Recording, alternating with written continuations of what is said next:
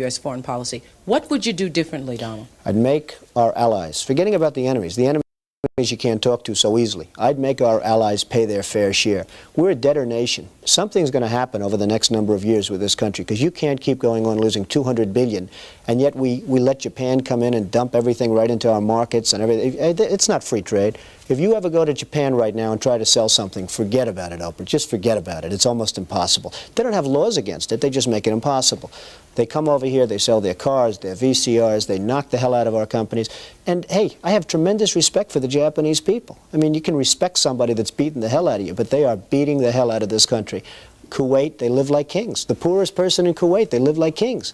And yet they're not paying. We make it possible for them to sell their oil. Why aren't they paying us 25% of what they're making? It's a joke. This sounds like political presidential talk to me, and I know people have talked to you about whether or not you want to run. Would you ever? Probably not, but I do get tired of seeing the country ripped off. Why would you not? I just don't think I really have the inclination to do it. I love what I'm doing. I really like it. Also, it doesn't pay as well. No, it doesn't. But, you know, I just probably wouldn't do it, Oprah. I probably wouldn't, but I do get tired of seeing what's happening with this country. And if it got so bad, I would never want to rule it out totally, because I really am tired of seeing what's happening with this country, how we're really making other people live like kings, and we're not. Understand, by the way, for the most part, this is not a situation where these children are slipping through.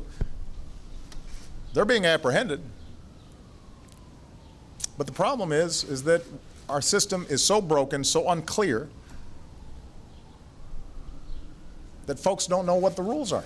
The Afghan family, the Pentagon now admits it mistakenly targeted and attacked with a drone, killing 10 innocent civilians, including 7 children. Millionaire thoughts, billionaire dreams. I know niggas who played ball and gave it up for lean. Millionaire thoughts, billionaire dreams, but my account in overdraft, I'm about to scream. Rich man greed, A poor man prayers, every man bleeds. but look how God made us. Too many losses, it's only right that we win. Yeah, I made a promise I'm never gonna lose again. Under the Fair Use Act, these videos are for information and educational purposes, and I do not own the rights to any of these videos that are shown. All rights reserved to the original content creators. Yo, yo, yo, what's going on? It's your boy SL 550, and this is the Never Gonna Lose Again podcast. Today, man, I want to talk about a few things, bro, because it's so frustrating just seeing how the media, you know, takes a story and just, you know, makes it what they want. They put so many things out there, so much information, a lot of false information, and a lot of people gravitate towards it. And, you know, you would think that a lot of these things that they're repeating over and over again, that they're truthful, you know, and not being biased. But most of the things that these people repeat is just biased information. So it's a big thing going on. And before we go into the actual video with my guy, Devory Darkins, shout out to him. If you're not tapped in, tap in with him. But I'm going to go into a video with him. He's going to go into this whole thing about Pete Hegseth and how the media is trying to paint him and Donald Trump to be war criminals because they're going after terrorists. That's what Trump labeled these cartel members as terrorists, bringing drugs into the country, killing hundreds of thousands, if not more, people, you know, yearly, bro. So they're enemies of the country, bringing drugs in here. You know, it's business as usual for them, but unfortunately, it's death to a lot of people and a lot of just negative shit when it comes to the whole business. So Trump and them obviously been blowing up these boats and whatnot, and now the news is going on this rampage. If it's not one thing, it's another, bro. You know, first it was the terrorists. That's a problem. Then the economy is still booming. Prices are being lowered. We didn't go into a recession. Trump is bringing the economy back slowly but surely. They didn't win on that. Then they went into What else? they go into the Epstein thing. The Epstein files come out. Now they're coming out. Now they're redacted. Now everybody's saying that they're redacted, which they probably are. They already said that there's things that need to be redacted to protect people. So that's not a secret. But that whole situation was, for me, it was like, listen, bro, if Trump was in it, if it was anything that was going to affect Donald Trump specifically, because that's the only reason why they wanted it out, they would have did it when Joe Biden was in office. So it's just a talking point. It's just to have the news cycle and them just repeating the same things over and over to have people up in arms about things that aren't really affecting anything, to be honest with you. And now then you had the immigration thing. Before the Epstein thing, well, the Epstein thing has been like off and on. But before that, it was the whole immigration hoax. Like, Donald Trump he's putting kids in cages. They're showing pictures of, and we're going to go through all that, a few of them things. But, they're showing pictures of kids in cages and trying to say that Donald Trump is doing these things. And come to find out, it was actually pictures from when Obama was in office. I want to show a video from years ago, over a decade ago, of Trump, of Brett Breyer showing the comparison of Trump and Barack Obama on immigration and how they weren't different, but how the media, when Obama does stuff, and I wanted to go into more details about these things, just didn't have the time. But when Donald Trump, for instance, with the ballroom, something small, right? When Obama did some work on the White House, everybody was smiles and it was cool, and he used taxpayer money. Donald Trump is building a ballroom, not using taxpayer money, and they up in arms about it. This type of stuff that I'm talking about. You know what I mean? And it's just one thing after another. And now the new thing is Donald Trump and Pete Hegseth is war criminals because, they're stopping drugs from coming into the country. Even though they already labeled these people as terrorists, these people know that they have been labeled as terrorists by Donald Trump, but they still want to continue their trade. It's the nature of the business. And unfortunately, stopping them comes with the business too. So we're going to get into these things, man. But before we start, make sure you like, share, comment. If you disagree or agree, doesn't matter. Appreciate anybody that taps in with me. Also, hit that subscribe button for your boy. I'm on the road to monetization. Been getting subscribes every day, but I would like to get more subscribes. So hit that subscribe button if you're not subscribed. Also, hit that notification bell so you get notified every time your boy go live. So let's get straight into it, man. We ain't even going to play with it today because it's going to be a long one. So I'm going to play this first video of like the whole point of playing these first couple videos before we really get into the stories for today is to show how much of a hypocrite the media is, number one, and how people just disregard the things that Obama was doing, Joe Biden was doing, just because they were Democrats. That's why I tell people, I understand that you might be a Democrat, you might support the Democratic Party or even the Republican Party, but stop being slaves to it. Right is right, wrong is wrong, period. If Trump is, with the whole Israel thing, I don't agree with it. It's a lot of things with the whole Israel being allies with them. I don't fuck with it, right? I disagree with Trump on them things, being allies with Israel. Also, with him giving these jobs to these immigrants that could be going to Americans. And, I understand why he's saying he's doing it because of the actual jobs that they're bringing over here. A lot of Americans aren't qualified, but they could be qualified quickly. They're talking about 7 years. I would have liked it to be more like 2 years, even 1 year, to train Americans to do these jobs so we could get the jobs. So there's things I disagree with Trump about. I don't, you know what I mean? Like things that he says sometimes unnecessary. You know what I mean? So, but stop being slaves to this shit. Right is right, wrong is wrong. But let's get into this first video with Brett Breyer. This was years ago, him comparing Trump and Obama on immigration. How does Trump compare to President Obama on the issue of immigration reform? You might be surprised. Tonight, correspondent Kevin Cork takes a look from the White House. On day one, I'm going to begin swiftly removing criminal, illegal immigrants from this country. If his previous statements are a guide at all, Donald Trump's major speech on immigration Wednesday could turn out to be surprisingly similar to President Obama's position on the topic. We have a lot of bad people that have to get out of this country. We're going to get them out. That was Trump last week. This was the president in 2014. And that's why we're going to keep focusing enforcement resources on actual threats to our security. Felons, not families. Both men say ridding the country of criminal illegal immigrants is a top priority, and both propose spending more on border security. And though Trump's constant call for a massive wall along the U.S.-Mexico border is not supported by the president, both men have been proponents of adding so-called virtual border security.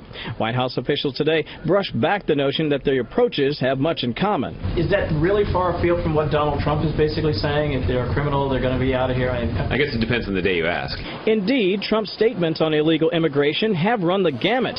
He once supported deportation forces, but has since softened his tone, favoring a more nuanced handling of those here illegally. Even the president's had a tough time finding his footing on the issue, assailed by some advocacy groups for being the deporter-in-chief. The Obama administration has deported more than the sum of all the U.S. presidents of the 20th century, 2.5 million and counting, including last year when 91% were said to have had criminal records. Conservatives have long accused the administration of cooking the books, inflating the number of deportees, and analysts say there's a good reason for that. Nobody believes that the political class, from the president on down, will actually enforce the immigration laws in the future any better than they've been enforced in the past. And that really is the rub in this issue. Now, Brett, you may be interested. What's Hillary Clinton's policy on fighting illegal immigration? Well, her policy essentially mirrors that of the president, which is to say she'd like to keep the focus on deporting dangerous criminals and terrorists. Brett? Although May issue more executive orders. That's right. To keep others here. Kevin, late this afternoon, the president continued to offer prison commutations to scores of convicted felons. What can you tell us about that? Boy, big numbers, too, my friend. 111 commutations by the president. That's on top of the 214 he granted earlier this month. And all told, Brett, that's 673 commutations. That's more than the 10 previous U.S. presidents combined. Brett? Kevin Cork, live on the North Lawn. Kevin, thank you.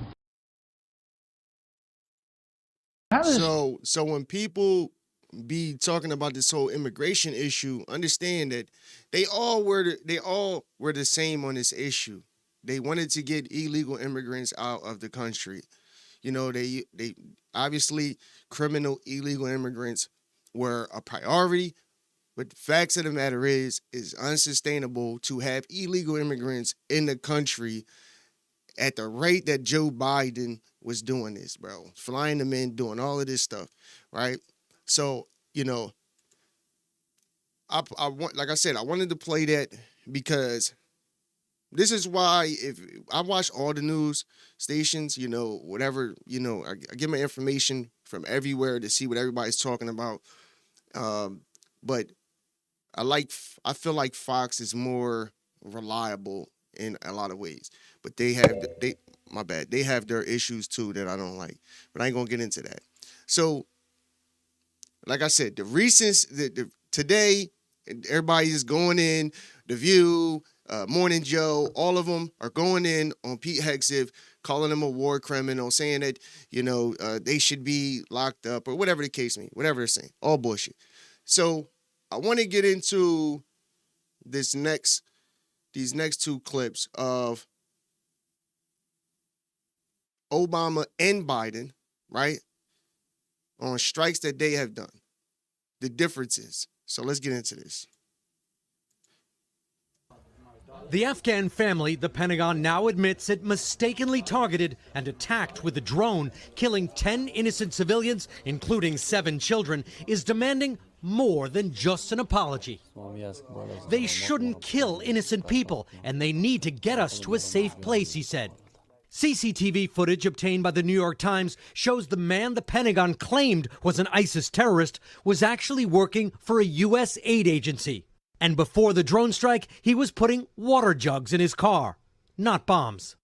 The U.S. military said it had intel that a white Toyota Corolla like his could be used in an ISIS attack.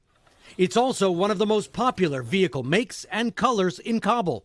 I'm here today to set the record straight and acknowledge our mistakes. Now in control of Afghanistan, the Taliban may be showing their true colors. And women are back on the streets, protesting after public schools. So just this is during Biden's administration. He killed actual innocent civilians in, I believe, Afghanistan, and they said, we made a mistake. It was a mistake. We're sorry. They weren't making, they reported on it, but it wasn't like they're reporting on this whole Venezuela situation with Donald Trump and Pete Hegseth. They killed civilians. People that weren't terrorists, wasn't, they were actually helping and being productive in a sense, right? They were just innocent people that they killed. Restarted, but no high school for girls. The Taliban say the lockout is temporary while they work out logistics to separate boys and girls. But most female government employees are also being told to stay home for the same reason. Richard, joining me here in the studio, President Biden will speak before the UN tomorrow, will likely defend U.S. handling in Afghanistan. What are your thoughts? It's good to be here, first of all, but this is a big speech. His credibility is on the line because so far he hasn't really acknowledged any mistakes. He said that everything more or less went according to plan. Maybe it got a little bit messy toward the end.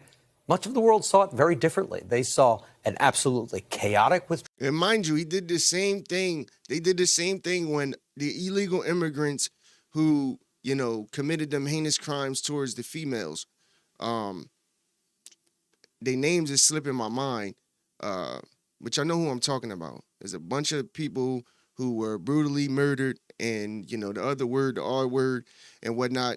And during the election, during the campaigns, they didn't even speak on these people. They didn't apologize to the family. And when they did, it was like, at that point, they didn't even care. They didn't support these people. But Donald Trump did. But he's such a bad guy. That empowered the Taliban and created instability in Central Asia. Will he acknowledge any of that? Of course not. Of course he won't. Because that's what they do. They don't acknowledge any wrongdoing and none of the stuff that they do. And the media plays right into it too. That's the crazy part. Let's get into this next one. Now, today, Obama is seeking to legitimize a drone strike against U.S. citizens. This is an article from Kurt Nemo. He says the Justice Department is currently working with the Obama administration to make a case for attacking unidentified Americans. That's a quote from the Obama administration. Remember when we used to have a reason and legal authority before the government killed somebody, especially American citizens? But they also point out a memo released by the Justice Department claims that the government has the right, this is quote, has the right to kill U.S. citizens if they pose an imminent threat. You have to understand that this is the same government that in the NDAA, Section 1021, said that they could do that they could hold people indefinitely without trial by the military because they had an authorization for the use of military force. And that authorization declared the entire world as a war zone. That includes the domestic continental United States. We are, in their eyes, in a war zone, and it doesn't matter to them whether we're American citizens or not. And if they get away with these drone strikes, killing American citizens abroad, just as they kill others abroad in assassinations, they will do it here on domestic soil. It's just a matter of time. So, like I said, showing these videos before we get into the nitty-gritty, because the hypocrisy is real. You know what I mean? And this is what frustrates me when speaking with people because, it's small searches that you can do on these issues. None of these, I'm not expecting Obama, Biden, none of these presidents to be perfect. But these Democrats act as if everything that they have done is justified and, correct when it's not. Biden killed civilians, bro, innocent people. Obama, now, the reason why I played this one was because he actually wanted to do this domestically. But he also, had drone strikes that actually killed U.S. troops, if I'm not mistaken. Don't quote me on that, but we'll get into that. But I believe they did that, like killed actual troops overseas with these drone strikes. And he bragged about the drone strikes and things like that. Like Obama did a lot of things. The same thing with the kids in cages, right? They showed pictures during Trump's administration claiming that he had kids in cages and all of this stuff, when it was pictures from Obama's administration, and Obama built these detention centers that they put these illegal immigrants in. But did they have the same energy that they do with Donald Trump with Obama? Of course not. He deported way more people than Trump did. But it's a problem. It wasn't a problem when Obama did it, but it's a problem when Trump does it. It's straight hypocrisy, bro. And that's what I don't respect about the news today, is that they claim to have the facts. They claim to be honest, and they're the ones that you should trust. But they're not. These people lie on a daily basis, bro. On a daily basis, man. We will get into it, man. Let's get into it. So this joint is Jesse Wooders just going over the daily news. Let's talk about it. Fox News alert, it is Judgment Day. Sources say Maduro's been praying to Jesus. That's the narco-terrorist, socialist dictator who took over for Hugo Chavez in Venezuela and keeps flooding American streets with migrants, gangs, and cocaine. 11 U.S. warships, including our largest carrier, the USS Gerald R. Ford, are now in the Caribbean. Venezuela is surrounded. The strike group is waiting on orders from the commander-in-chief, as the president's holding high-level meetings at the White House, calculating our next move against the narco state. The choice is Maduro's. Trump's giving him an ultimatum: abdicate power or else. After Trump's phone call with the dictator, that's the best offer. The New York Times reported that you had a phone call with Maduro. Did you? I don't want to comment on it. The answer is yes. And can you tell us a little bit about it? No, I can't do that. Mr. President, would you say it went well? No, I wouldn't say it went well or badly. It was a phone call. This time, it wasn't a perfect phone call. The Venezuelan strongman reportedly asked for global amnesty. And Trump said, how about no? Then he said, what if I hold free and fair elections? Trump said, no, you already did that and you lost. Then he asked, if I step down, can I still control the military? 47 said, pack your bags. Even with a $50 million bounty on his head, Maduro's maintained an iron grip on power by bribing his cronies with kickbacks from the coke, oil, and gold rackets. But this time, the narcos aren't calling shots anymore. Uncle Sam is, a.k.a. Trump. And the president's tightening the noose. In the last 24 hours, Trump declared the airspace above Venezuela entirely closed. Closing airspace can only mean one thing. This is escalating, and it's escalating quickly. The commander-in-chief isn't going to ratchet up the pressure, then walk away without a win. There's no way Maduro can face down the full force of a U.S. carrier strike group. The president is keeping his options open. What's the position on whether U.S. troops on the ground is a possibility there? Is that, I know you've answered that before, but what's the current operative in status? Venezuela? I think my previous answer stands. There's many options at the president's disposal that are on the table. Maduro's a sitting duck, and word on the street is he'll be out of power before Christmas. No one's bailing the socialist out. He's getting no love from his sponsors in Beijing and Moscow. Putin and Xi Jinping are at the table with Trump doing much bigger trade and diplomatic deals. They're not going to throw Maduro a lifeline and jeopardize the deals over a small fry in our backyard. And we're doing the Europeans a big favor. Venezuelan gangs have been trafficking boatloads of coke to West Africa, and the Africans have been pouring it into France and Germany. Maduro's isolated. According to UN investigators, he's guilty of crimes against humanity, torture, murder, sexual violence. He only got 20% of the vote last year, stole the election, and wouldn't leave. And he's unleashed migrants, gangs, and poison onto our shores. Chuck Schumer's backed military action in Iraq, Afghanistan, Syria, Libya, Yemen, and Ukraine. Schumer's basically down for whatever, whenever, no questions asked. But now that Trump's the president, he has questions. Americans are right to wonder. This is what they do. What on earth is Donald Trump planning in Venezuela? Is Donald Trump nudging America into another war? Is he seeking regime change for Maduro? Like, just look at the hypocrisy, bro. All like the Russia-Ukraine war and, you know, the other wars abroad and whatnot. But the Russia-Ukraine was a big one, and the Israel and Hamas situation, all under Biden. And he talk about Trump trying to lead. No, Trump just stopped 8 wars, made peace deals. He's trying to make peace. He's trying to stop drugs from coming in the country. But let them tell you, he's a criminal for doing these things. But it sounds like he's doing everything exactly the way he said he was going to do it.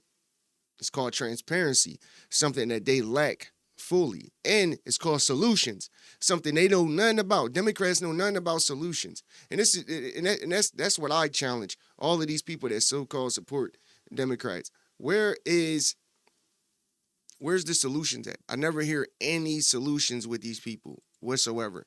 And the reason why I played in the intro the clip of Oprah was for 2 reasons. One was to show that, bro, him and Oprah were best of friends back in the day. But she switched up at some point for whatever reason. Oh, it probably was because Trump actually went, and became the president. And he wasn't a puppet. But she actually had a letter to Donald Trump saying that they should run together. They was, you know what I mean? That's why I say, bro, these people are hypocrites. Everybody loved Donald Trump until this man ran for president. But I don't even think it had nothing to do with the fact that he ran. I think it has everything to do with the fact that he's not a puppet, like Obama, like Biden, like Bush. You know what I mean? He's not a puppet. He doesn't go along with the narrative. He's not a person that you're just going to say, this is what we're doing, and he's cool with it. No, he actually cares about America. And if you see in that if you go and Google and look at that interview that he had with Oprah, he was saying the very things that he's saying today, that these countries are ripping us off with trade, that we need to put tariffs on them. He was saying the same thing, and this was in like 88 or some shit. You know what I mean? So, like, bro, it's not like he's talking some new talking points or he's coming up with some new shit. No, he's doing it. He's dealing with the same immigration fight and plight that, Obama and Biden had. The only difference is, they didn't complain when Obama did it, and Biden just let them all in. You know what I mean? Like, these people are big hypocrites. You see this guy, Chuck Schumer, and them. Everything that Trump does, you telling me nothing that he's doing you don't agree with? Like, nothing? Like, he's that bad. Like, this dude is doing all of this terrible shit. Come on, stop, bro. They complained about the tariffs, but the economy didn't go into a recession like they lied to you and said that it would. They told you that the stock market was going to crash. They told you all of these negative things that just did not happen, bro. These people are crooks. And I believe, honestly, personally, that has everything to do with, them really, I think they're really mad that Trump is cutting off the pipeline to a lot of access to money that these people had. Even with these cartel people, you're not going to sit here and tell me that, all of these motherfuckers is, clean and that they, didn't have no hands in the cookie jar when it comes to all the drugs coming into this country and whatnot. Come on, bro. Trump is actually stopping these people from bringing drugs in the country. He is actually deporting these people and looking to deport even people that have amnesty and all of that here in the country. He's saying that, listen, bro, I'm not playing games. And honestly, this is why I said, and I'll say it again, that Trump needs to kill the filibuster, bro. That's just what he has to do. It's the only way he's going to be able to, pass the SAFE Act that we're going to talk about. It's the only way that he's going to be able to deport these people and not have no issue. It's the only way he's going to get his agenda across. Why have an agenda on a campaign trail and go from state to state, being transparent with the people, saying this is the things that I'm going to do as president. People, vote you in overwhelmingly. Kamala wins nothing, right? The House, the Senate, the popular vote. The American population spoke this election when they voted for Donald Trump. And the fact that the Democrats are going against every single thing that this man does, bro, this is why he said the enemy within. Look at the things that these people are doing. Look at the media. Look at everything that they say about this guy. You're not going to sit here and tell me that, come on, every single thing that he does is negative. Stop, bro. They are mad because they don't want him to succeed. They don't want him to stop drugs from coming in because they want people to die. Look at what Bill Gates said about the vaccines and all this stuff. This is why they push these things. You know what I mean? Like, bro, that's what I said, but this shit is way bigger, bro. Way bigger than you think. But let's get back to it. Will he put U.S. troops in harm's way? Nobody knows. They act like they There's care, no way bro. Trump's They telling don't give Schumer two anything. shits You about might the as well troops. tell Maduro. Schumer's old enough to know the war on drugs has been a 4-decade failure. And he knows that Trump didn't storm back into the White House just to repeat the failures of past presidents. The Secretary of the Navy gets it. Drugs kill more Americans than we've ever lost in wars. So I think at the end of the day, the president has correctly identified this as an attack on the country, which it is. The narco-traffickers are on deliver or die missions. They're ferrying cargo through the Pacific and the Gulf of America. Some of these speedboats are 40 feet long and carry $70 million of contraband. Taking out these boats hit the cartels where it hurts, their bank accounts. And forcing out Maduro sends a powerful signal to the Colombians, the Mexicans, and the Chinese. The Monroe Doctrine's back, and American deterrence is back. Venezuela is a launching pad for coke, and they're getting squeezed. The CIA is already on the ground there and have been authorized to give the president options. Operation Southern Spear is designed to defend the American homeland from drug warfare. And guess who has a problem with that? If you want to understand if those are drug boats, who would... All right, so we're going to get into that anyway. So let's move on. Let's get into Devory Darkins. He's going to go into this whole thing in detail. He's going to go over that Morning Joe hit piece. That's all it is, hit pieces, bro. They understand, bro. Just understand when you watch it. And I think that's the reason why Trump became the president again and people voted overwhelmingly for him. Is because they are waking up. People are seeing the truth. People are seeing that Donald Trump has been transparent and been the same and been saying the same things over and over again. He did expose the media, calling them fake news for years, and people thought it was a joke until they really realized that it was fake news, the Russia hoax, the Fine People hoax, and more. And people are actually waking up to this stuff, and this is why all of these legacy media stations are losing ratings. People aren't watching it. People aren't going to MSNBC or MS Now and getting their news. You know what I mean? They're going to YouTube. They're going to guys like Devory Darkins and Barry Cunningham and more to get their information. LV Nation, Cartier Family. Shout out to all of them, man. They're going to YouTube. They're going to these platforms to get information because they understand that these people are Americans. They can relate. You know what I mean? They got their own channels that, that they control, and they're not being controlled by some billionaire, who's pushing propaganda. And we know this because they repeat the same shit on every station, bro. We gonna get into it. These people crazy, bro. It's crazy. Let's get into this joint with Devory Dark, and shout out to him if you're not tapped in. Tap in. Also, hit that like button afternoon and that subscribe button if you're not. We talked about it yesterday. This whole Pete Hegseth situation is getting out of hand. I think it's a prime example of how misleading And another thing that I like about Devory Darkins is that he breaks things down better than I do. And this is why I play a lot of guys, because they know more than me about this, about things that are going on. I know a little something. I follow them. I follow stories and whatnot. But these guys are well versed. And Devory Darkins I like a lot because, he's not biased. He's gonna give you the real on both sides, and that's why I like this guy and I play his stuff. Mainstream media can be.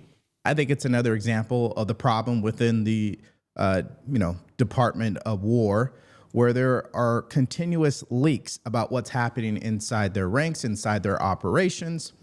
And then there's this disconnect with the administration and how they're trying to defend it all. And so we're going to get into all of that in today's show. And guys, I'm going to tell you right now, after serving 13 years in the U.S. Army, this is one of the reasons why I didn't believe I should continue to serve, because the politics at a certain level, it just gets out of hand.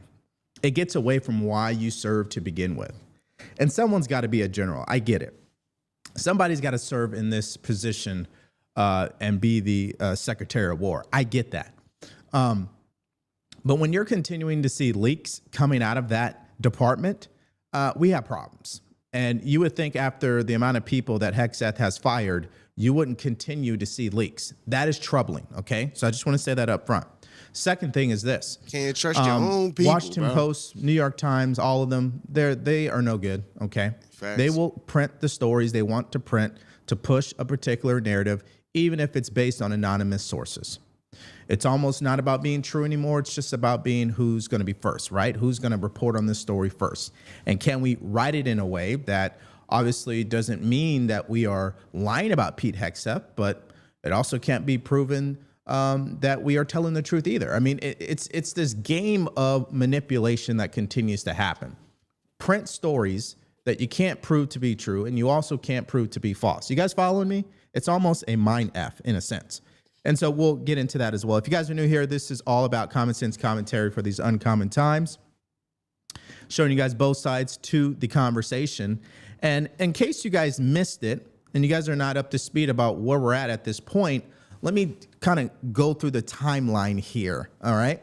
Let's go back, 60 days or so? What was the main talking point from Democrats back then? Can anybody remember? Anybody at all? Okay, it was Trump's ballroom. Everybody was losing their mind over it. And then what happened? The government got shut down. And you know what the main talking point became then? ACA subsidies. 13 million Americans are going to die if these don't get extended. And then what happened? SNAP benefits. Yep. Hey, Trump is he's starving people. Kids are dying every day because SNAP benefits is not being paid. And then the government opens back up, and then what is the next talking point? Epstein files. Yep. It's interesting. What happened to ACA subsidies, SNAP benefits, Trump's ballroom, and now Epstein files? What happened to all of that? Oh, yeah, they moved on, ladies and gentlemen. Yep. And they moved on to the next two hot topics, which is Trump's MRI, which has already been debunked, and now this new story that Pete Hegseth has committed war crimes. You see how he broke that down so eloquently. You know what I mean?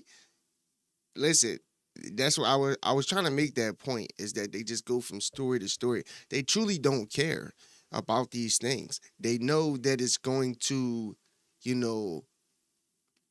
they just want to put the story out there and push it and push it and push it and make people believe that this is truth when they know it's not. They don't care. You know what I mean? Know that the Epstein thing went away really quick. Like, soon as we seen this story with Stacey Placid texting Jeffrey Epstein in 2018, trying to get Trump, right?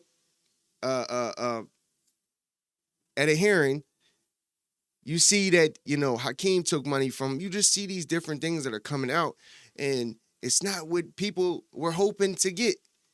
You know what I mean? So you got all of these Democrats who had their hope up for whatever reason that Donald Trump was going to be in the files and it was going to be this big story and Donald Trump was going to go to jail because he's a pedophile, when that's not the case. It's just not the case. Donald Trump started messing with this dude in 2003 or 4, I believe. Like, Stacey Placid, Hakeem Jeffries, and them were, dealing with this guy after he was convicted the first time.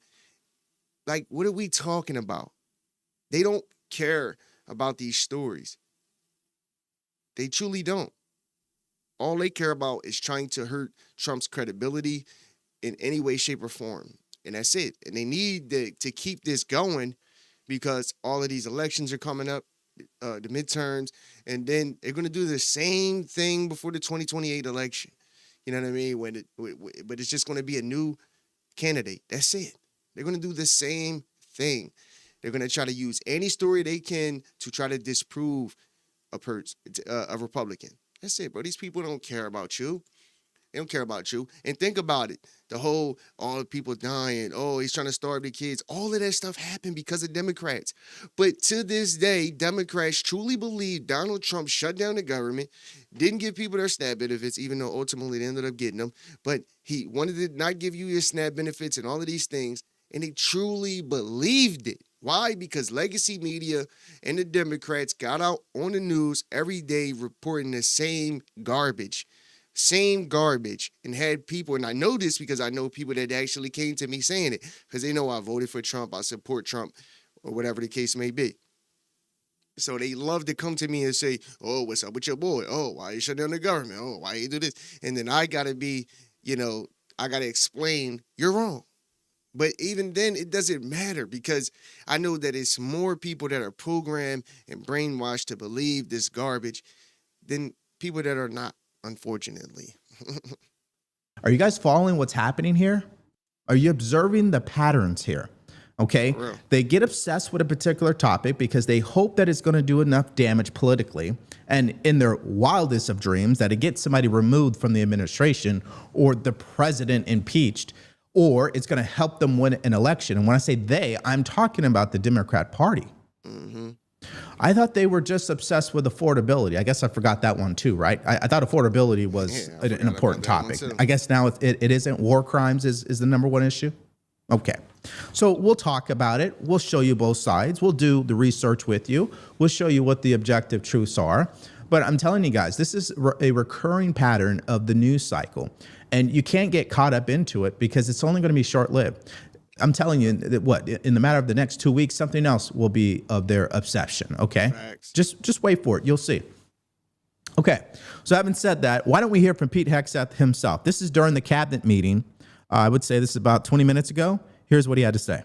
As I've said, and I'll say again, we've only just begun striking narco boats and putting narco terrorists at the bottom of the ocean because they've been poisoning the American people.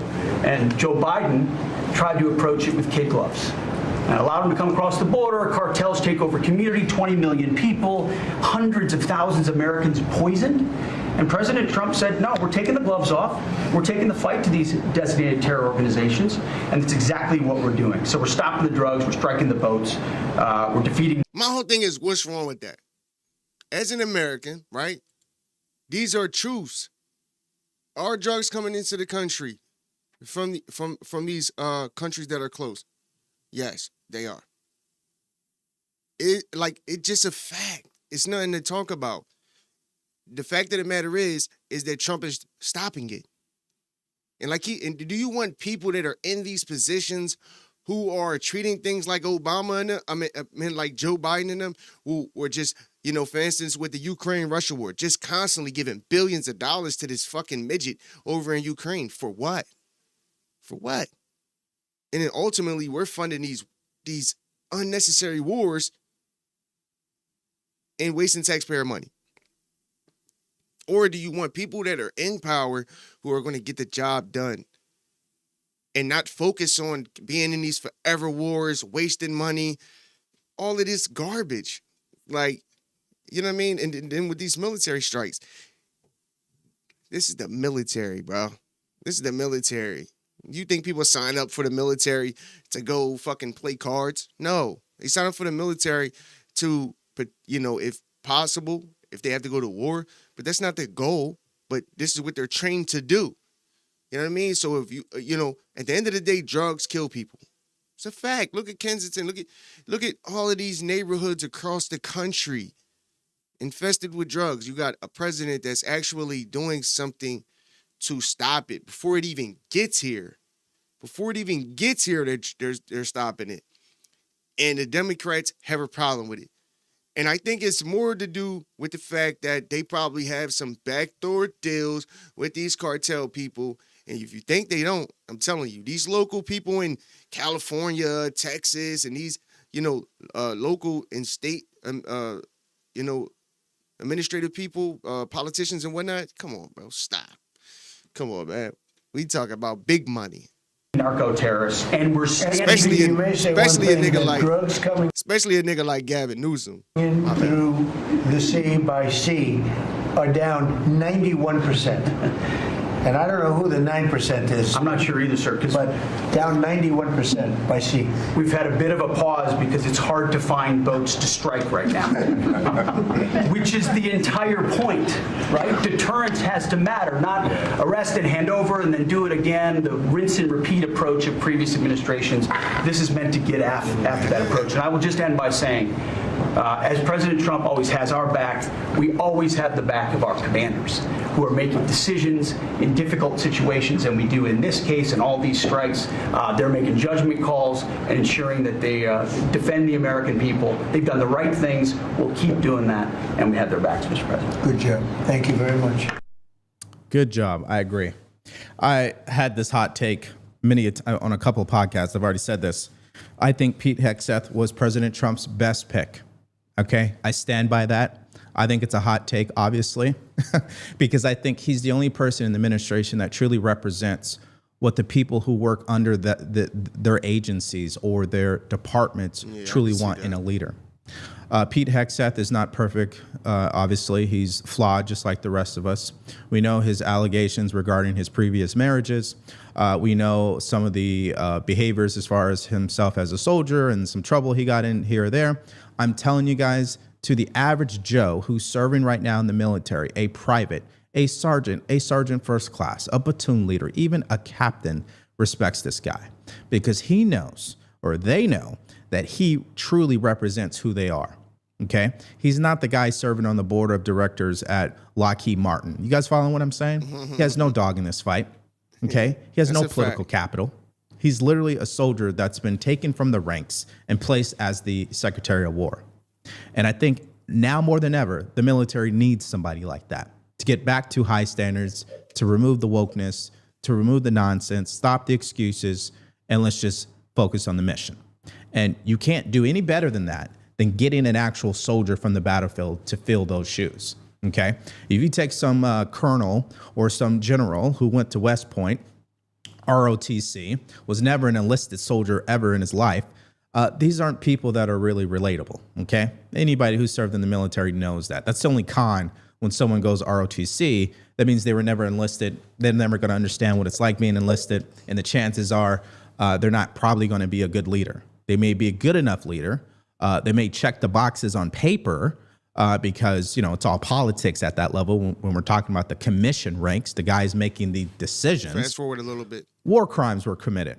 New York Times says, well, according to our sources, war crimes were not committed because he never gave the order. What are you talking about? Okay.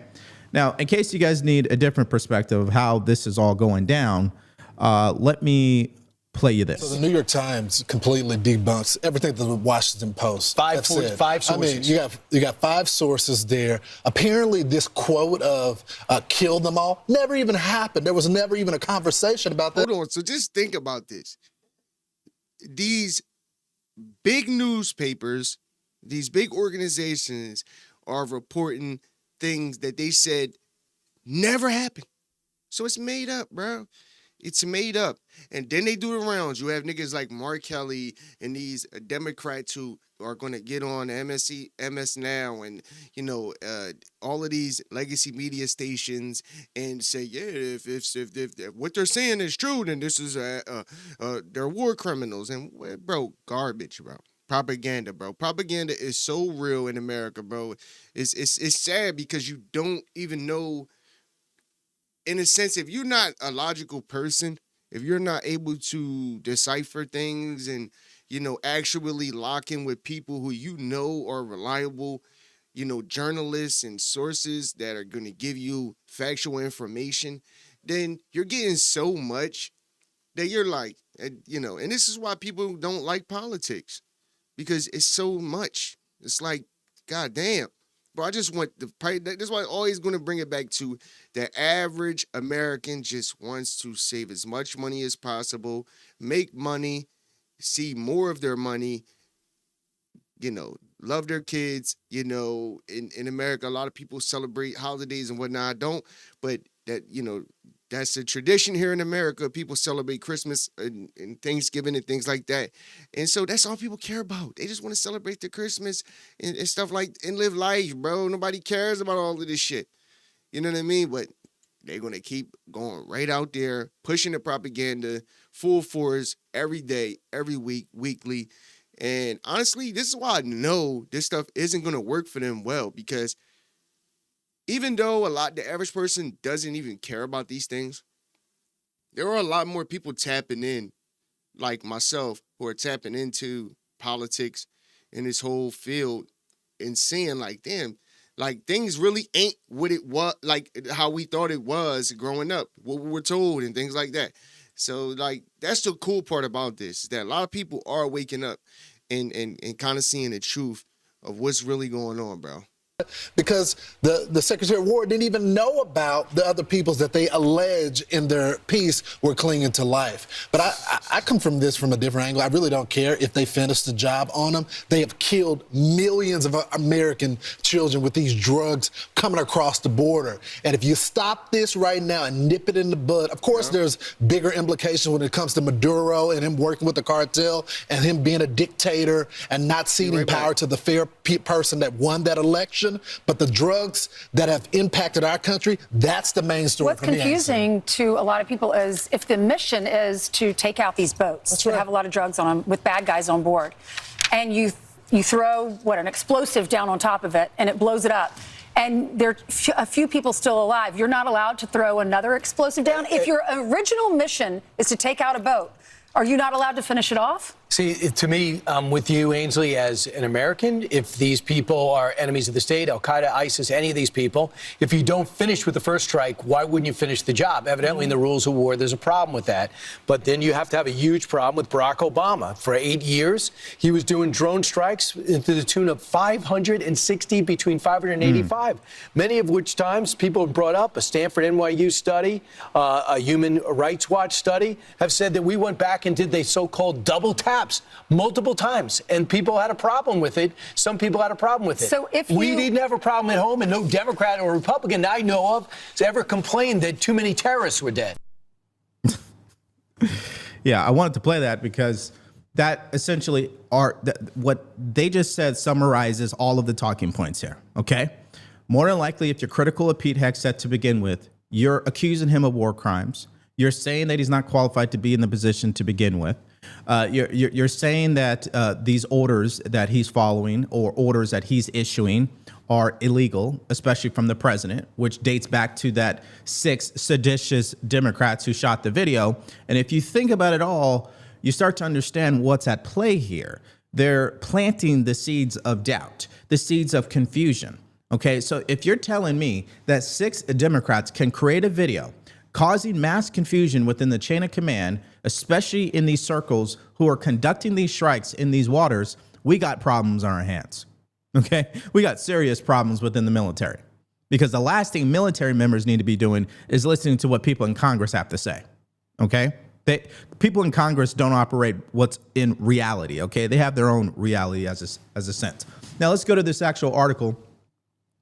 According to 5 U.S. officials who spoke separately and on condition of, being anonymous here, to discuss a sensitive matter that is under investigation, Mr. Hegseth, ahead of the September 2nd attack, ordered a strike that would kill the people on the boat and destroy the vessel and its cargo of drugs. But each official said Mr. Hegseth's directory did not specifically address what should happen if a first missile turned out not to fully accomplish all those things.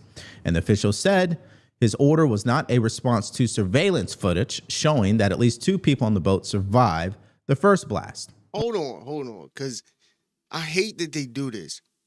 You have people like Christian Welker and others who, Abby Phillips, who will always use these unknown sources. We don't even know who these people are. We don't even know if this is real, that these 5 people actually said this. But because it's a sensitive matter and they don't want to put their name out there, we don't know who these 5 people are who said that this happened. But they're going to put it out there as if it's truth. So you got to be careful, man. Okay. So before we continue, that already pokes a hole in the accusations against Pete Hegseth, because they're basing their accusations on the point that he knew survivors were in the water. He was in front of the video footage when they were in the water. He knew they were asking to be saved, and he ordered the strike anyway. That's essentially what they're getting at, okay? Admiral Bradley ordered the initial missile strike. So there's another detail. Pete Hegseth didn't order any strike, okay? And then several follow-up strikes that killed the initial survivors and sank the disabled boat. As that operation unfolded, they said Mr. Hegseth did not give any further orders to him.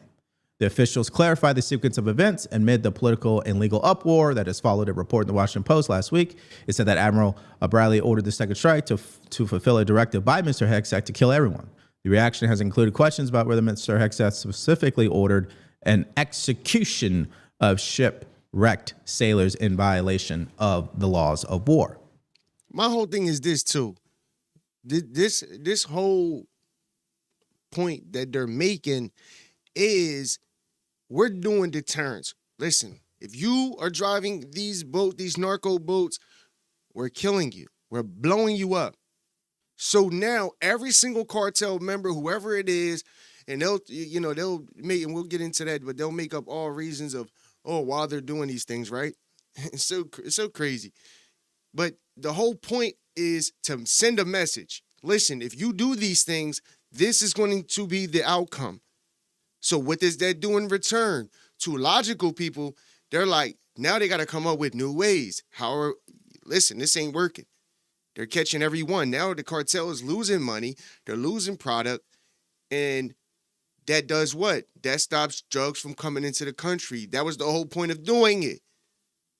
Unlike them, they're like, yeah, let the drugs come in, and then when they get here, we're going to capture the drugs, and, we're going to lock them up, and then we're going to let them right out and go back to their countries, and they're going to do it again. It's like, what, bro?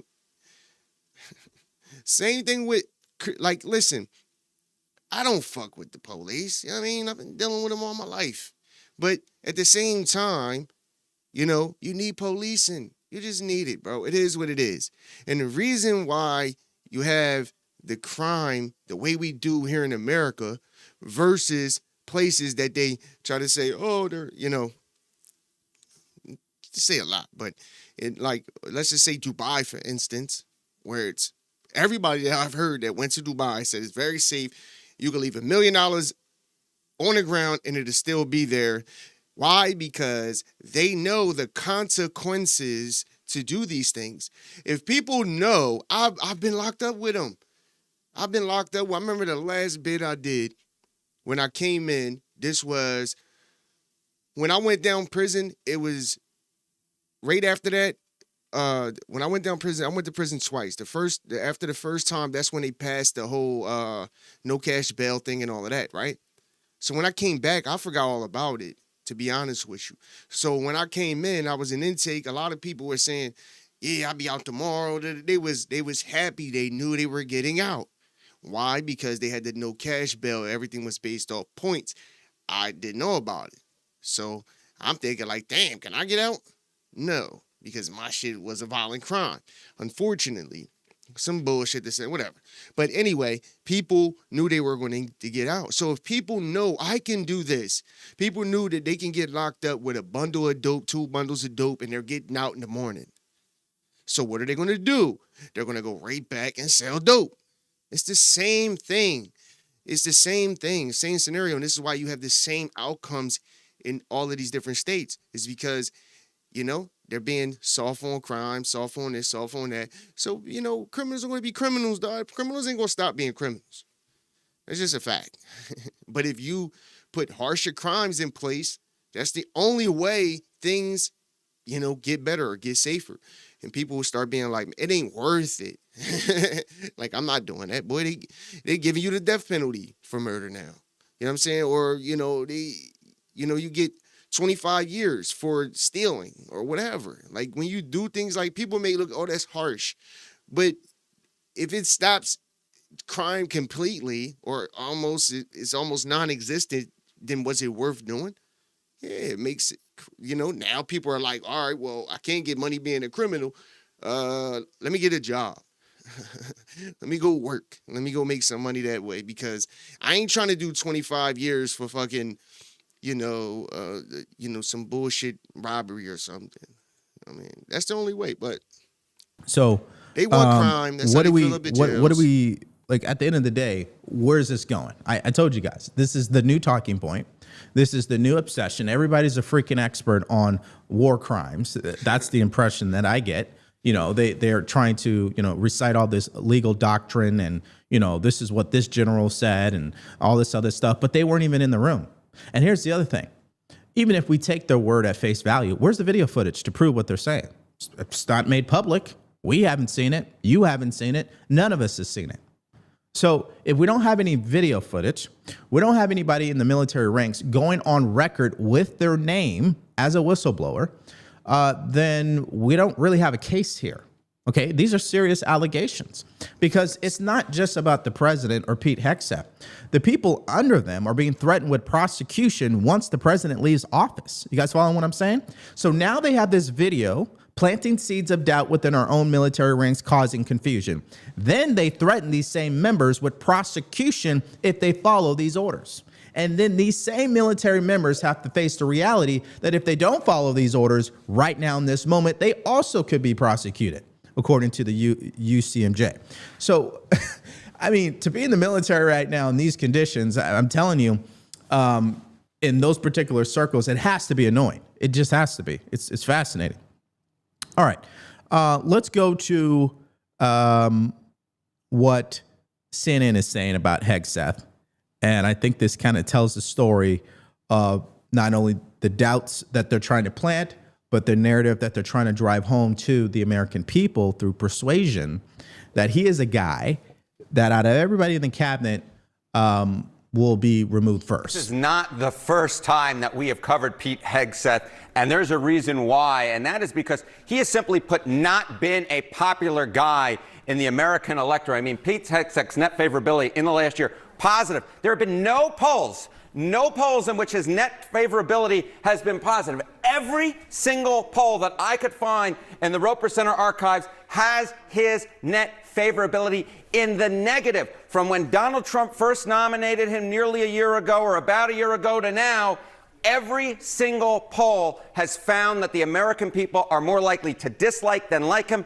And the first poll that was taken found that the plurality of Americans said that the United States Senate should not confirm him to the post of Secretary of Defense. No polls? No polls. Not zero, zero, zero, zero, zero. All of those are reputable polls in the Roper Center archive. All right. Is that because people have no interest in Pete Hegseth? No, this is the whole thing, which is that Pete Hegseth, I said at the beginning of this, has been generating so much interest, far more interest than the normal defense secretary. I was just interested in the polls that were asking the popularity rating of recent defense secretaries. There have been at least 10 in terms of Pete Hegseth. There were 0 for Lloyd Austin. Esper had 0.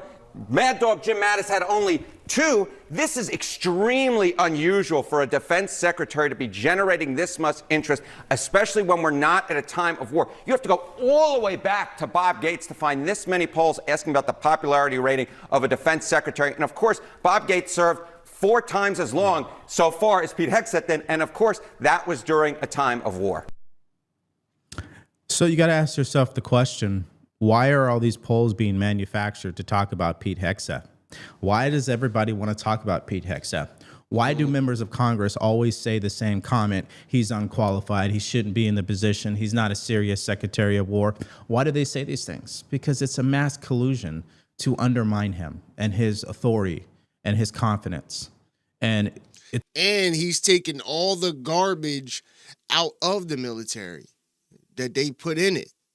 You know, all the trans people and all of this garbage. He's making the standards what they were. You know what I mean? And saying, listen, if you're a woman, you're more than welcome to be in the military. But if you're going to be in combat roles, you have to go through the same skills tests and all of that it takes to be in combat positions. And if you do and you complete it, then you're going to be part of the team. But if you're not, then so be it. You will have to be in another department in the military. That's called having standards as a leader, especially in the military. Like, just imagine, bro, if Kamala was still in office, bro, and they were just letting all of these people, you know, they were letting generals put on skirts and whatnot. Come on, bro.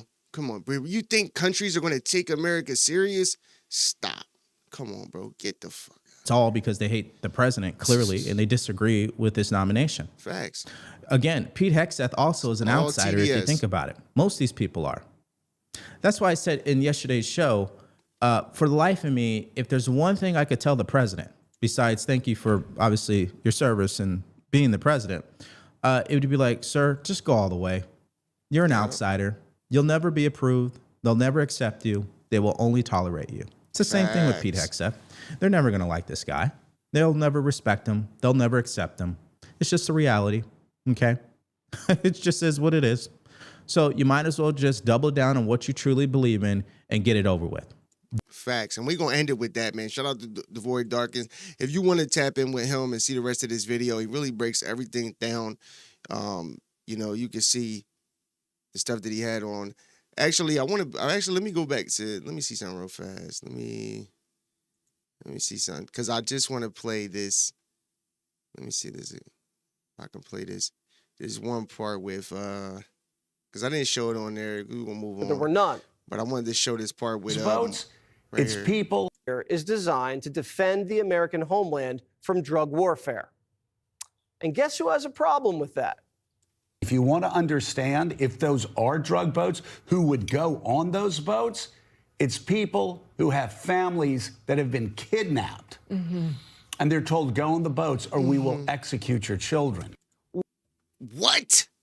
Like, this is the stuff I'm talking about. Now, mind you, does things like that happen? Yes. But is it all of them? Fuck no. Hell no. Hell no. But stuff does happen like that. You know what I mean? And it's the same thing with Muslims who put bombs on their back. Not every single one of them. I would say more than, you know, a decent amount of them, you know, are forced to do them things. You know what I mean? So what he's saying isn't wrong, but he's trying to put the narrative out there that every single person that's driving a narco boat is being forced to do so. You know, these people are crazy, bro. I just want you to understand that when it comes to, it's all TDS, bro. It's all Trump derangement syndrome through and through. And I respect what Devory Darkins said at the end there when he said that Trump needs to go all the way. And all the way means kill the filibuster, get your agenda across, do what you have to do, because you already said it. Trump has already said that they tried to do this already. So they already wanted to do this. And this is why a lot of people are telling the Republican Party to grow a fucking spine and do what needs to be done. You know? Because if not, bro, these people are going to get back in, bro. And they're going to do the same thing. And more importantly, I believe that in the end, if Trump does everything that he's doing now, before he gets out of office, I'll say 2027, things are going to be more affordable. They're already going down. Things are going to be more affordable. The military is going to be way more equipped and better. All of these illegal immigrants will more than likely be out of the country. Things will be back to normal to some degree, bro. And that's all we need, bro. It's so much garbage being put out and so much propaganda. And it's just crazy to me that in 2025, that some of these conversations that are being had across the internet, across social media, is even being had, bro. It's actually crazy to me. You know what I mean? Like we look crazy as a country in a lot of ways, bro. But anyway, let's get on to this next story with my guy Brian Maxwell talking about this whole SAVE Act, how it's being, I believe, it was being passed in the House. They passed it in the House, but for whatever reason, they're not passing it in the Senate, which would then go to the president's desk. Now, we have heard Donald Trump say time and time again that the elections, that, you know, obviously Joe Biden cheated in 2020 election. I believe he did too, and we'll see because of the numbers. And it's just The numbers just don't make sense whatsoever. But we also know because, there are plenty of video footage out there of things that were caught on camera that happened during the 2020 election. But the whole point is, at the end of the day, that was then, this is now.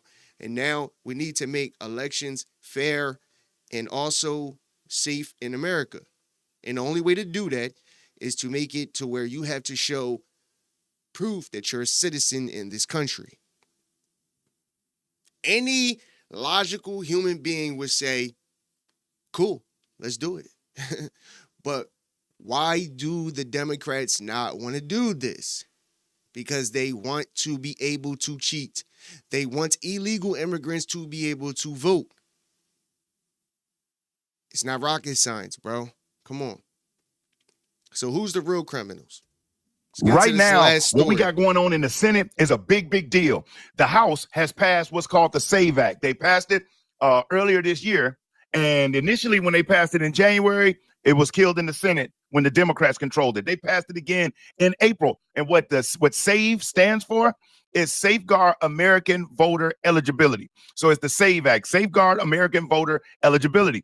And in this video, the reason why I'm going to break this down is because online, you're going to see a lot of politicians on the Republican side pushing for this thing to be passed. And on the Democrat side, you're going to hear a lot of noise about why they don't want it to be passed. So in this video, I'm going to break down what is actually in the SAVE Act and what the Democrats are using as a reason why we shouldn't pass it, and why exactly the Senate, the Republican-controlled Senate, has not even brought it up for a vote yet, and who's really controlling the Republican senators. Because we found out something about who's really calling the shots on the Republicans in the Senate.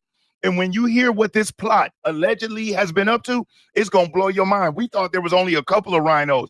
What did we find out is there's a mini network whose agenda is to destroy the America First movement and to keep President Trump from getting anything done, even though they know how to smile and step out and act like they're on the team. In reality, they're more on the Democrat side than they are our side. And Thomas Massie and Rand Paul have already been exposed. And guess what? It's not either one of them and who I'm talking about. So pay attention, because this does impact you. The SAVE Act impacts how you and I will go vote and what type of documentation is required. Matter of fact, I'm not going to waste too much time. So what I'm going to do, I have clips from Stephen Miller, from Byron Donalds. We're even going to hear from Hunter Biden, the BS that he spewed, which is exactly why this is extremely important that the Senate gets this done. So check out this. Before I even get into that, I want to show y'all something, because we're going to go through this video. And when we finish, I highly encourage you to reach out to your senator to get this passed. I sent a message to Senator John Thune just so you can see this. Majority Leader Thune. I reached out to him. I messaged his office. Why? Because I'm doing my part. If I believe in it so much and I'm asking everybody else to do something, I have to be willing to do it too. And we need this passed. So not only have I messaged Majority Speaker Thune, I've messaged other senators. But before I get to Stephen Miller, I want you to check out what the Democrats, what they're saying in this parody video of who they're supporting. Check this out.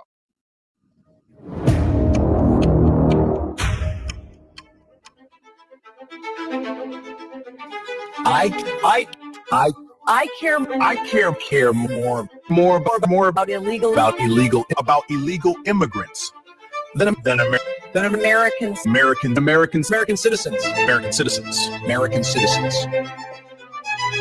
A little bit of levity before we get the video going. Now, let me read the bill real quick. Okay, this is the bill of vote. Safeguard American voter eligibility. This bill requires documentary proof of U.S. citizenship, e.g. passport or birth certificate, to register to vote in federal elections, and mandates states to remove non-citizens from voter rolls using federal databases. It passed the House on July the 10th, 2024 by a vote of 221 to 198, mostly along party lines, with 5 Democrats joining Republicans. So as you can see there, 198 Democrats voted against verifying identity when going to vote. It stalled in the Democratic-controlled Senate at the time. The bill was reintroduced in early 2025 and passed the House again on April the 10th, 2025, amid a Republican majority, though exact vote tallies from the second passage emphasize bipartisan polling support. 83% of Americans favor proof of citizenship for registration. Democrats criticized it as unnecessary voter suppression that could disenfranchise eligible citizens. Bruh. Yeah. Notice what he said. This passed in the House during Biden's administration. Also during Trump's administration. 83% of Americans approve of this being passed.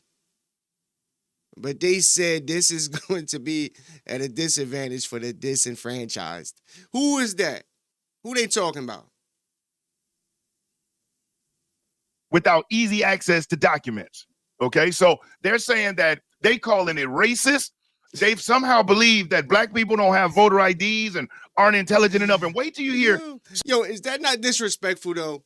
Let's be honest, bro. Let's be honest. I seen somebody, I forget who it was. They asked this question on the streets. I think it was in New York, if I'm not mistaken.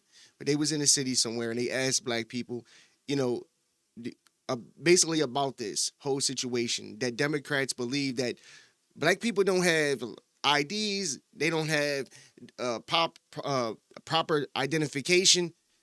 They think that black people aren't smart enough to have an ID, a license, a birth certificate. They think you don't have these things, bro.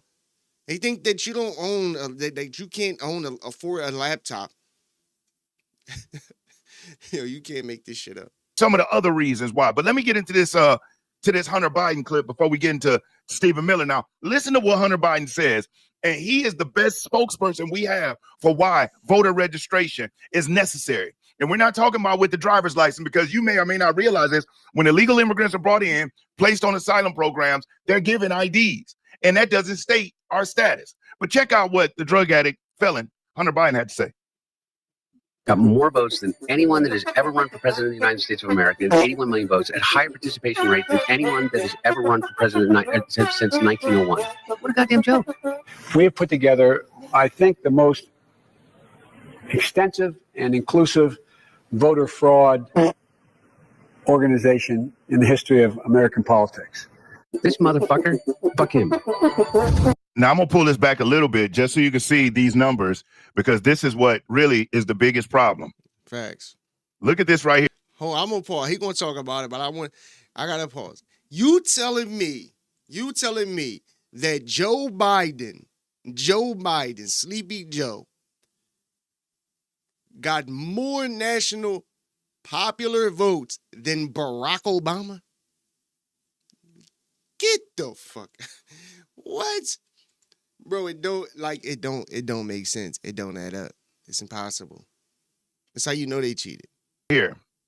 69 million, 65 million, 65, 68. Everybody voted but then for Biden Barack. comes and gets 81 million, a higher number than ever before in the history of the elections. And all of a sudden, it goes back to regular numbers with Kamala 68. You mean to tell me that there was 12 million more people who like Biden over Hillary or over Obama either term? No. That's where that scam stuff came into. Either that or that's 12 million illegal votes. Either which way, they didn't show up when Scamala came, which is why I tend to lean more towards fake votes. They cheated in 2020. And I have a documentary, an expose coming out about that. And Brian Maxwell, he just said he's doing a whole documentary on this. But these were actual video footage, and I believe that I showed it on one of my previous videos of people taking suitcases from under the table when people left, and like a bunch of things happened during the 2020 election. And it's not even like, it's a fact. It's not like secret information, but they still, and this is why to this day, Trump would not say that he lost the election, because he know he didn't lose. Like, come on, bro. Let's just be logical, bro. Come on. Joe Biden got more votes. People liked it, Joe Biden, more than Obama? Hell no, bro. Listen, Obama was the first president I ever voted for. I voted for Barack Obama. People like myself who never voted before voted for Barack Obama. So you're not going to sit here and tell me that Joe Biden got more votes than Barack Obama. 94 crime bill, Joe Biden. And I'll make sure you know when it hits. Now, here's what Stephen Miller had to say about what happened and why the SAVE Act is so important. And right after this, I want to let you hear from Byron Donalds. And then I'm going to go over what actually are the requirements and what the Democrats are saying and what other members of the Republican Congress have to say and what they're doing to fight back against it. Check this out. If you're enjoying this video, do me a solid, hit that thumbs up, because I will never ask you for a cash app, a super chat, or a donation. You hitting that like button and hitting that hype button really does help the channel. And if you aren't subscribed to the channel, subscribe. And once you do, to make sure that YouTube sends you the notification when I upload videos, make sure that you hit the notification bell and select all. When you select all, YouTube will make sure that you get notified when I upload new videos. It for your audience perfectly, Sean.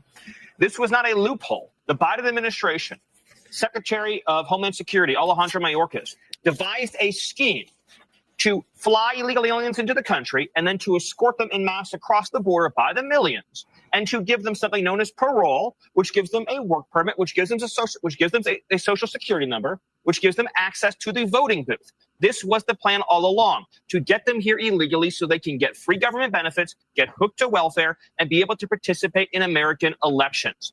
This was an attack on democracy by the Democrat Party. It's the same attack that we see, Sean, when you have California, a sanctuary state, that is refusing to turn over even illegal alien criminals and gang members to ICE. So these are illegal aliens in California who have been arrested by California police, by California law enforcement for serious crimes, for crimes against children, for felonies, for crimes that threaten public safety, and they are refusing to hand these criminal illegal aliens over to ICE. Instead, they're freeing them back into the cities to offend and offend again.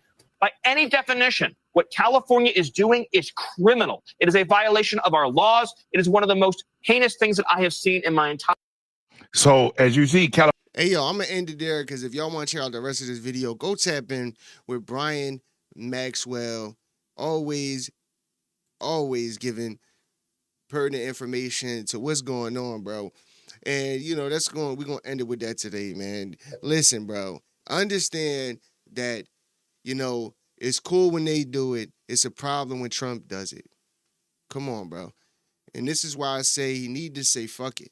For real.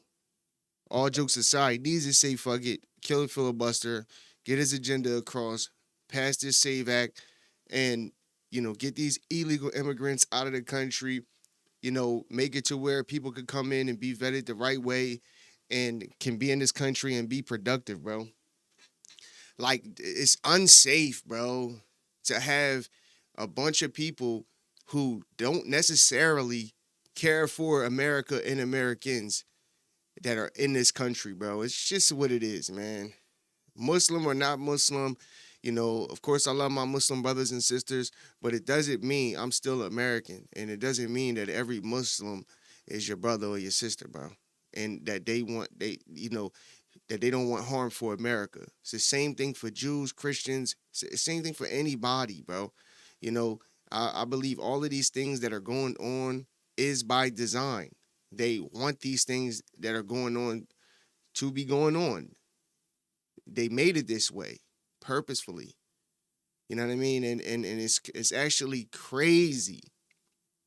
It's crazy, bro. I look at all of these situations that are going on. It's not hard information to look into. I showed you small videos, but proving that when Biden was doing it, when Obama was doing it, it's considered an accident. It's all good. It's justified. But when Trump does anything, it's a problem. We talking about a ballroom. They made a ballroom. He'll build in a ballroom so when leaders come from other countries, they come here and don't have to be under a tent. They can actually come to a beautiful ballroom and represent the country properly that taxpayers aren't paying for. But Democrats get to fund all of these wars and all of these foreign projects and funnel all of this billions of dollars to, you know, domestic projects and foreign projects. And it's okay. You know, it's cool. It's fine that they're wasting our taxpayer money on these things. But when Trump is trying to dial it all back, save the country money, put tariffs on other countries, open up their markets, and also keep our markets open to these countries and make legitimate deals with these countries in order for the trade to be fair on both sides, it's a problem. You know what I mean? And everybody want to, oh, it's a tax on us and this and that. But I look at it like, you know, it's short-term pain for long-term gain. And I'd rather that than to keep dealing with what we're dealing with right now, long-term. things that Trump is putting into place are things that are going to benefit America long term. Long term. Unfortunately, we live in a time where everybody wants everything fast. Oh, affordability is a problem. Oh, everything is unaffordable. But Joe Biden is the reason why things are unaffordable. But instead of them saying that, they're going to blame it on Trump because he's in office now. Regular stuff, that's what they do. That's regular, that's common. But at the same time, you still got to be realistic, bro. Things aren't going to happen. Trump has done a lot in 10 months, bro. He's done a lot in 10 months, but it's going to take a little more time. Well, 11 months now. But he's done a lot, and you need to give it time, bro. Period. You know what I mean? Like, it's just crazy, bro. And they need to pass something also, some type of law to make it illegal for these legacy media stations to push propaganda, bro. You know what I mean? And put out, non-factual information. It needs to be illegal, bro. If you're, these news stations in America, bro, you have to put out factual information for the American people. I can understand, not putting out classified information or, disclosing certain things that are sensitive that, American, the mass majority of Americans aren't, they can't get this information. I can understand those things, but when you're just putting out blatant lies because you don't like the president, it's crazy to me. To be honest, it's crazy.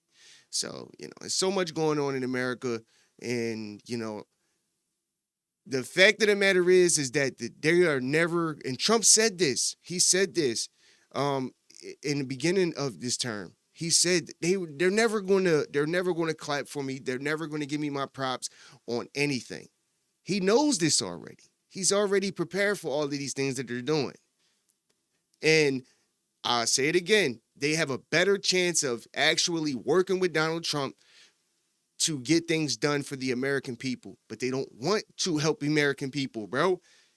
Understand that. Look at everything that's going on. Actually, objectively look at what's going on, and you will understand that these people don't care about you. Even Republican rhinos, same thing with the Democrats. I see the new generation of Democrats and the old ones, none of them care about you whatsoever. They want to continue to keep robbing you, and that's it. That's it. And they're mad at Donald Trump because he's not letting them rob you anymore, and that's why they're truly mad, bro. So, hey, we'll see what happens, man. But, yo, that's the video for today. If you fuck with the video, hit that like button. Also, hit that subscribe button. Also, like, share, comment, subscribe. Also, hit that notification bell so you get notified every time your boy go live. Please hit that subscribe button for your boy. I really do appreciate it, man, for real. Yo, that's the show for today. Until next time, it's your boy SL550. This is the Never Gonna Lose Again podcast. Until next time, I'm out. Millionaire thoughts, billionaire dreams. I know niggas who played ball and gave it up for lean. Millionaire thoughts, billionaire dreams. But my account in overdraft, I'm about to scream. Rich greed, a poor man prayers. Every man bleeds, but look how God made us. Too many losses, it's only right that we win. Yeah, I made a promise I'm never gonna lose again.